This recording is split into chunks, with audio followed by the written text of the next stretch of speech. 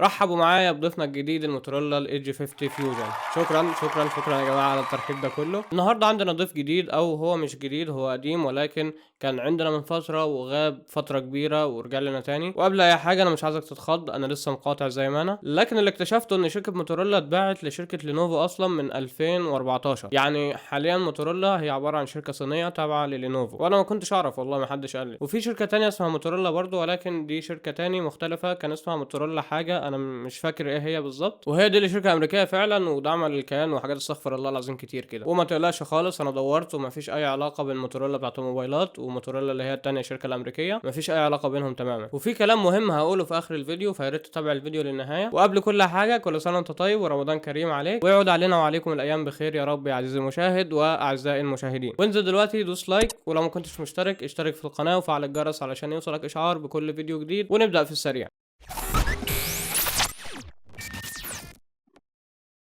السلام عليكم ورحمه الله وبركاته، اهلا بيك يا غالي في فيديو جديد، وفيديو او مراجعه النهارده عن جهاز الموتورولا الايدج 50 فيوجن. وشركه موتورولا مش شركه جديده ولا حاجه، دي شركه من ايام نوكيا، ولكن اتوفر عندنا كام جهاز كده من الشركه دي اليومين دول. الله اعلم اذا كان هيتوفر اصدارات تاني ولا لا، وباذن الله هعمل لهم كلهم مراجعه في القناه. وليا على الموبايل ده الموتورولا الايدج 50 فيوجن 16 عيب، 16 حاجه ما عجبتنيش وممكن ما تعجبكش لو بتفكر تشتري الموبايل. وعشان ما نطولش عليكم يلا نبدا. هنبدا اول حاجه بتصميم، وتصميم الموبايل هنا جايب ظهر من الجلد مع اطار من البلاستيك، وفي الظهر عندك كاميرتين وبروزهم قليل جدا، وبروز الكاميرات هنا طالع مع الظهر كده، فده هيخليها اقل عرضه للكسر او للخبطات. اما بروز العدسه نفسه فيعتبر مفيش بروز. وموجود شعار موتورولا في نص ظهر الموبايل. اطار الموبايل من على اليمين عندك زرار الصوت وزرار الطاقه ومايك اضافي لعزل الضوضاء. من تحت عندك السماعات ومدخل الشحن من نوع تايب سي، ودرج الشرائح واللي بيشيل شريحتين اتصال، ومفيش مكان لكارت ميموري، وجنبهم المايك. من فوق عندك السماعه الثانيه، ومن على الشمال مفيش حاجه. سمك الموبايل 7.9 ملم، وده سمك حلو جدا بيخلي مسكه الموبايل مريحه اكتر. وزن الموبايل 175 جرام، وزن محترم جدا، مش هتحس ان الموبايل تقيل في ايدك. والموبايل محمي ضد الميه والغبار بشهاده اي بي 68، يعني لو الموبايل وقع منك في الميه مش هيحصل له حاجه، ودي حمايه ممتازه في السعر ده. الموبايل بيستحمل لحد 1.5 متر تحت الميه لمده نص ساعه، فمش هتقلق عليه لو وقع منك في الميه، وهيفضل شغال تمام بدون مشاكل. والموبايل بيجي بثلاث الوان، اللون البينك والرمادي ولون ابيض مزرق شويه كده، اقرب شويه للون اللبني. عجبني قوي اللون ده الصراحه. بالنسبه للشاشه، فالموبايل بيجي بشاشه بحجم 6.7 بوصه، شاشه منحنيه من الجناب من نوع بي اوليد بدقه فول اتش دي بلس، وبتردد بيوصل ل 144 هرتز، وده تردد عالي. الشاشه هتبقى طياره معاك وانت بتتصفح وانت بتلعب وانت بتعمل اي حاجه على الموبايل. تردد الشاشه ده مش هتلاقيه في موبايلات معديه ال 25 او ال 30 الف حتى. وعندك اربع خيارات تقدر تتنقل ما بين ال 60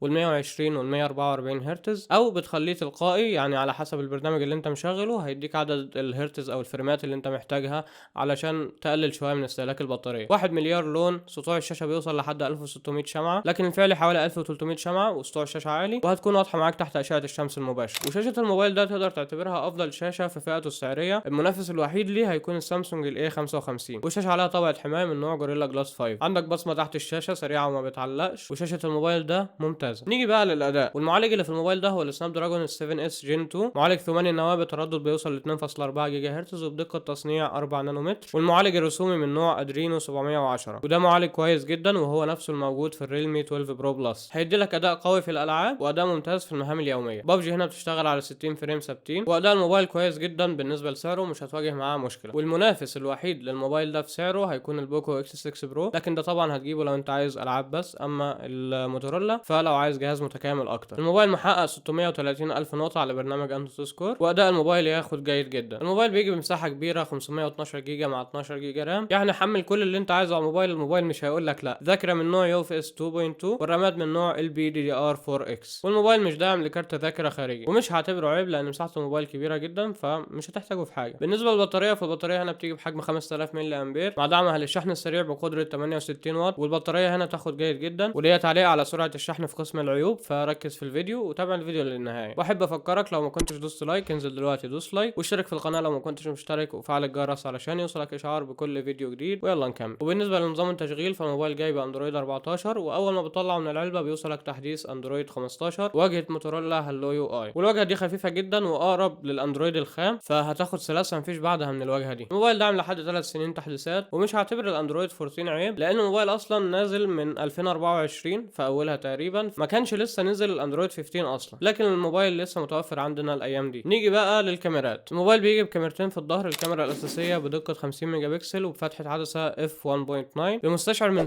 سوني ال واي تي 700 سي ومثبت بصري او اي اس. الكاميرا الثانيه بدقه 13 ميجا بكسل وبفتحه عدسه اف 2.2 وهي عدسه الترا وايد للتصوير بزاويه واسعه، والعدسه دي كمان بتقدر تطلع صور ماكرو واللي هنشوف تجربتها كمان شويه، وجنبهم فلاش ليد. الكاميرا الاماميه بدقه 32 ميجا بكسل وبفتحه عدسه نوعا ما ضيقه شويه 2.5، والموبايل بيصور فيديو بجوده 4K مع 30 اطار في الثانيه في كل العدسات، العدسه الاماميه والالترا وايد والعدسه الاساسيه الخلفيه، بيوزع 4K في كل حته. انا يا ريت باقي الشركات تتعلم منهم بجد. وبيصور فيديو 1080 بكسل مع 30 او 60 اطار في الثانيه في الكاميرا الخلفيه. ونيجي لتجربه التصوير، والموبايل ده بيطلع صور بالعدسه الخلفيه الاساسيه اقل ما يقال عنها انها ممتازه، والمستشعر اللي هنا قوي فعلا وبيطلع الصور بتفاصيل والوان كويسه جدا وديناميك رينج ممتاز، وتشبع الالوان حلو جدا ومفيش لسعان او حده عاليه في الصوره. وعموما معالجه الصور بالعدسه الاساسيه عجبتني جدا. الموبايل قادر وبقوه انه ينافس موبايلات زي الاي 55 او ريلمي 12 برو بلس، وكمان ممكن يتفوق عليهم. فتجربه التصوير بالعدسه الاساسيه في النهار تاخد ممتاز. والموبايل بيعمل زوم 2x ديجيتال، بمعنى انه بيقص الصوره علشان يعمل زوم، مش زي الزوم الاوبتيكال اللي بيكون فيه عدسه مخصصه للزوم زي مثلا جهاز الريلمي 12 برو بلس. الاوبتيكال العدسه نفسها هي اللي بتتحرك علشان تعمل زوم، اما في الديجيتال فالموبايل بالسوفت وير بيقص جزء من الصوره ويحاول يحسن التفاصيل شويه علشان يحسسك ان هو عمل زوم، يعني بيضحك عليك يعني من الاخر. عموما جوده الصوره حلوه ومفيش فقدان كبير في التفاصيل وتاخد جيد جدا. وتجربه التصوير في الليل بالعدسه الاساسيه، الصور فيها تفاصيل كويسه جدا ومفيش حده عاليه في الصوره، والوان الصوره مظبوطه في الليل والديناميك رينج مقبول. والصور في الليل بالعدسه الاساسيه تاخد جيد جدا. بالنسبه للعدسه الثانيه واللي هي الالترا وايد فبتطلع صور كويسه جدا في النهار وبمعالجه ممتازه، الوان الصوره مشبعه كويس ومفيش لسعان في الصوره وديناميك رينج جيد جدا، والصوره فيها تفاصيل كفايه. والصور بالعدسه الالترا وايد في النهار تاخد ممتاز، والتصوير بالعدسه الالترا وايد في الليل فبتطلع صور كويسه جدا بالوان جيده وتفاصيل مقبوله والديناميك رينج جيد. وتجربه التصوير في الليل بالعدسه الالترا وايد تاخد جيد جدا. نيجي بقى للصور الماكرو. موتورولا عامله خاصيه في الموبايل ده اسمها الترا وايد ماكرو او سوبر ماكرو، ودي بتطلع صور ماكرو عن طريق العدسه الالترا وايد من غير ما يكون في عدسه ماكرو في الموبايل اصلا، وده عن طريق انك بتفتح برنامج الكاميرا وجنب الكاميرا الالترا وايد بتلاقي علامه الماكرو، وبعدين بتقرب من الحاجه اللي بتصورها وهتصور كانك بتصور ماكرو بالظبط، وسيب الموبايل يتعامل. وعموما تجربه التصوير الماكرو في الموبايل ده ممتازه، وكمان بتتفوق على بعض الموبايلات اللي فيها كاميرا ماكرو فعليا. الالوان مظبوطه والتفاصيل كويسه جدا، فالصور الماكرو هنا تاخد ممتاز. تجربه تصوير الفيديو في النهار كويسه جدا، الوان كويسه جدا وديناميك رينج ممتاز وتفاصيل كويسه جدا برضو مفيش حده عاليه، وفي تثبيت الكتروني على جوده ال 4K. للاسف ما بيشتغلش الاو اي اس، بيشتغل على 1080 بكسل بس، ولكن اداء الاي اي اس هنا جيد جدا. وتجربه تصوير الفيديو في النهار بالعدسه الاساسيه تاخد جيد جدا. تجربه تصوير الفيديو في الليل التفاصيل كويسه جدا والوان الصوره مقبوله. تجربه تصوير الفيديو في الليل تاخد جيد. وتجربه التصوير بالكاميرا الاماميه فبتطلع صور حلوه جدا، الوان الصوره مشبعه وتفاصيل كويسه جدا مع ديناميك رينج ممتاز. وفعلا تجربه التصوير بالكاميرا الاماميه عجبتني جدا في الموبايل ده، فالكاميرا السيلفي هنا تاخد ممتاز. وتصوير الفيديو بالكاميرا الاماميه تفاصيل كويسه جدا وديناميك رينج ممتاز والوان الصوره كويسه جدا برضه. وتصوير الفيديو السيلفي هنا ياخد جيد جدا. الموبايل داعم لصوت الاستيريو، هتاخد تجربه صوتيه ممتازه من الموبايل ده، وكمان دعم لخاصيه الدولبي اتموس. شبكات الموبايل ممتازه مش هتواجه فيها مشاكل سواء الواي فاي او المكالمات، والموبايل بيشيل شريحتين اتصال ودعم لخاصيه الاي سيم. الموبايل دعم لاغلب المستشعرات اللي هتحتاجها، دعم لمستشعر البوصله والجيروسكوب والان اف سي ومستشعر المكالمات او التقارب هاردوير واداء كويس جدا. وفي خاصيه في الموبايل اسمها سمارت كونكت بتخليك تقدر تعرض شاشه موبايلك على الكمبيوتر بتاعك او اي شاشه سمارت لو حابب تتفرج على شاشه كبيره مثلا، او لو كنت بتشتغل على موبايل فتقدر تتحكم من الكمبيوتر بالموبايل بتاعك، فميزه حلوه وهتسهل عليك كتير. علبه الموبايل بيجي فيها كل حاجه، بيجي فيها موبايل وعلى سكرينه محطوطه بشكل مسبق من الشركه، راس الشاحن بقدره 68 واط، وصله الشحن تايب سي من الطرفين، ودبوس الشريحه وجراب شفاف وكتيبات التعليمات، فمش هتحتاج بقى تشتري له ولا جراب ولا شاحن ولا سكرينه ولا الحاجات دي، كل حاجه موجوده معاك في العلبه. هتطلع الموبايل وتستخدمه على طول. ونخش على عيوب الموبايل. مفيش مدخل 3.5 مللي الخاص بالسماعات، مكان المايك اللي بيعزل الضوضاء غبي قوي لانهم حاطينه في الاطار على اليمين مش تحت او فوق او على الشمال حتى، يعني الشمال الاطار فاضي، حتى في الشمال مش حاطينه، وده هيخليك غصب عنك وانت بتتكلم هتدوس على المايك بايدك لان انت ماسك الموبايل كده، فطبيعي صبعك الابهام هيدوس على المايك فهيسده، فكده ملوش فايده. ما تتنقلوا تعملوا تصاميم عدله بقى، ما تقرفوناش. نوع الذاكره يو اف اس 2.2، لو كانت 3.1 كانت هتبقى افضل لان دي تعتبر بطيئه شويه. مفيش خاصيه الاولوس اون ديسبلاي، مفيش اتش دي ار ولا دولبي فيجن في الشاشه، يعني لو بتتفرج على فيديو او فيلم فيه الخاصيتين دول مش هتستفيد بيهم لانهم مش موجودين في شاشه الموبايل اصلا. وعمال اخبط في الفانوس مش عارف ليه. طبقه الحمايه على الشاشه مش اعلى حاجه، جوريلا 5 مش فيكتوس زي المنافسين. بالنسبه لعيوب الكاميرات فمفيش كاميرا زوم حتى لو كانت بدل الالترا وايد، بس كنت هقول ساعتها ان مفيش كاميرا الترا وايد عادي جدا. ما هو انا مش فاهم برضه ليه تحط كاميرتين بس يعني. الموبايل اخره في الزوم 10 اكس، واصلا بعد 2 اكس الجوده هتروح في داهيه. الدايناميك رينج في العدسه الاساسيه بالليل مش مظبوط قوي، الغامق بيغمق اوفر والفاتح بيفتحه بزياده، هتحس الصوره مزعجه لما تشوفها. الصور في الليل بالعدسه الالترا وايد الصوره يا اما بتطلع فاتحه قوي يا اما بتطلع غامقه قوي على حسب الحاجه اللي بتصورها ومدى شده الضوء، والحوار ده محتاج يتظبط شويه في المعالجه. وبرضه الدايناميك رينج فيها مش مظبوط قوي ومفيش تفاصيل كفايه في الصوره. بس عجبني استغلالها في الماكرو، رهيبه الحركه دي. هي قديمه على فكره مش جديده بس خطيره. اصلا بحب الصور الماكرو قوي. المثبت البصري مش بيشتغل على جوده ال 4K في تصوير الفيديو بالكاميرا الخلفيه. هو اي نعم اداء الاي اي اس كويس، ولكن الاو اي اس افضل طبعا. تصوير الفيديو بالعدسه الالترا وايد مهزله بمعنى الكلمه. خساره فيها ال 4K والله. الالوان مش مظبوطه وسايحه على بعضها، مفيش تفاصيل في الصوره، ومفيش تفاصيل في الصوره لدرجه ان الاسفلت باين زي السيراميك. دايناميك رينج معدوم. هم حطوا ال 4K بس نسيوا المعالجه تقريبا. سرعه الشحن 68 واط، لكن الموبايل بيشحن في ساعه و5 دقائق تقريبا، فده مبدئيا ضحك. انا مش عارف ايه كل الوقت ده، والبطاريه مش كبيره قوي عشان ياخد كل الوقت ده. دي كلها 5000 ملي امبير. لو كانت 5500 او 6000 مثلا كنت عديتها. اصدار البلوتوث يعتبر قديم شويه، 5.2 مش 5.3 او 4. مفيش مستشعر اي ار بلاستر، يعني مش هتقدر تستخدمه على اي جهاز سمارت عندك سواء كان شاشه او تكييف او ثلاجه او اي حاجه. مش هتقدر تقلب او تتحكم فيهم. والموبايل مش متوفر له قطع غيار في مصر، وغالبا مش هتوفر له اصلا، فلو هتشتريه حافظ عليه. سعر الموبايل 18000 جنيه للنسخه ال 512 جيجا مع 12 رام ضمان محلي. واقول لك رايي في الجهاز. بص، الموبايل اجمالا هايل ويعتبر افضل قيمه مقابل السعر بتاعه لو عايز جهاز متكامل، وخصوصا في الكاميرات والشاشه. الموبايل بيقدم كاميرات وشاشه ممتازين، مع معالج هيديلك اداء كويس في الالعاب واداء ممتاز في المهام اليوميه. والموبايل ده هياخد 8.5 من 10.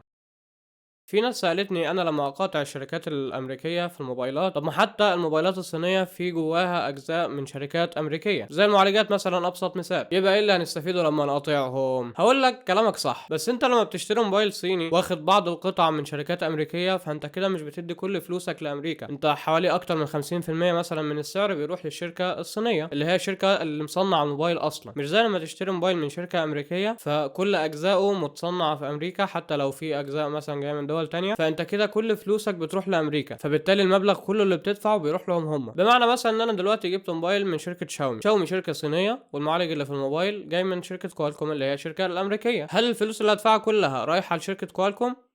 لا طبعا. شركة كوالكوم بتاخد نسبة، لكن النسبة الأكبر بتروح لشركة شاومي اللي هي الشركة المصنعة للموبايل. اللي أنا عايز أوصله لك إيه؟ لو مش هتقدر تمنع فلوسك كلها من إنها تروح لشركات أمريكية بعدين تنتقل للكيان، فحاول على الأقل ما تديلهمش المبلغ كامل، بمعنى حاول تخسرهم أكبر قدر ممكن من الفلوس، مش شرط الفلوس كلها. وبنفس المبدأ ده حاول تطبقه على كل المنتجات مش الموبايلات بس. ولهنا نكون وصلنا لنهاية مراجعة النهاردة. أتمنى تكون عجبتكم وتكونوا استفدتوا منها. ما تنسوش تدعوا لإخواتنا ودوس لايك قبل ما تطلع من الفيديو. ولو أول مرة تشوفني اشترك في القناة وفعل الجرس علشان يوصلك اشعار بكل فيديو جديد، واشوفك الفيديو الجاي. سلام.